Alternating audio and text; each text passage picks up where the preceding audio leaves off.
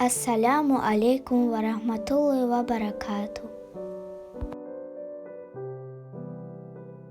В судный день, когда воскресят все творения, в одном месте соберутся маленькие дети. Тогда ангелам повелят отправиться с этими детьми в рай. Когда они дойдут до ворот рая, им скажут: «Добро пожаловать, потомство мусульман, маленькие дети! Вступайте в рай без какого-либо отчета».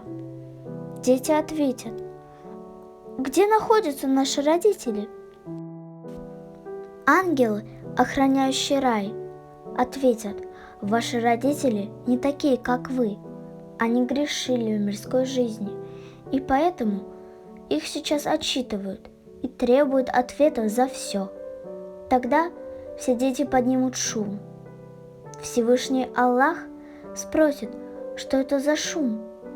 Ангелы ответят: «О Господь, это маленькие дети мусульман, которые отказываются войти в рай без своих родителей».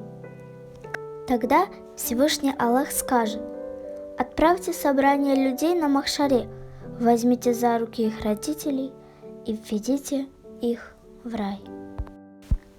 Берегите своих детей, уважайте родителей, да хранит нас Аллах.